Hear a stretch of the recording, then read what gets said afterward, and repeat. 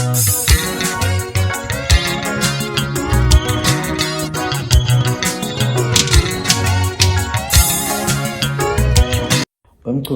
uzoyigeja lento uzoyibamba la engalele khona inhloso yami khona ngikhuluma ngiphendulana nawe mina angeke ngize ngikhuluma nje ngiphendulane nawe sebekuyeke kakhulu abantu ugcaneka ukuphuphuteka ushona le iyodwa into eyenza ukuthi mina ngize ngibhale la ingenxa ukuthi ifoni yakho ayikho yathathwa amaphoyisa ngakho njalo lokhu uphapha kwakho angizukuyeka ngempona mina iyodwa into engifuna ukutshela yona iyodwa futhi into engilindele kuwe ngithi mina kuwena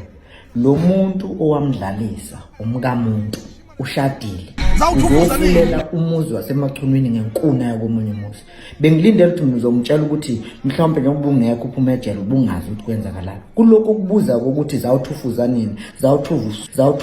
zawuthufuza usejele ushadile lo muntu esikhuluma ngayo ngizwa singalokhu sikhuluma siphendulana la kunikeza izinsuku ezintathu kuphela ukuthi uyoxolisa kuNzimande uma ungaxolisanga kuNzimande ngomkakhe zizokhala kuwena uyangizwa ukuthi ngithini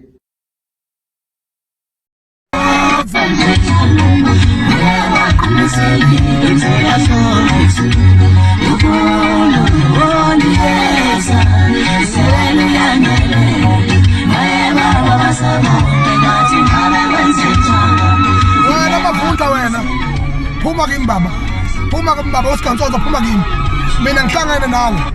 ngicela ungaphazamisi umuntu wami ngaphazamisi first lady unomthini kuloko umfunza eyishimane zakwaNzimande zawuthufuza nini ngoba yimini umuntu ogidelwayo yimini umuntu owaziyo ukuthi umkazi wenziwa njani hayi lo umncoma mahana cela uphuma kimi baba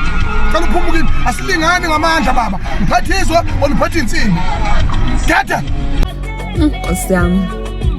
sengikhohliwe ukuthi konje mina nguWinnie Mandela angimphikanga kwayizolo angimphikanga baba mina ngikhona kaNzimande ayiziniyazi uRamaphosa ukuthi wazivula isithembu bafethu nakubantu besifazane kwathiwa yipholi bani yes so nami I think nga-applyela leyo nto ngithi ngoba niyamfuna uNzimande kanti notate Ndive niyamfuna ngenkandla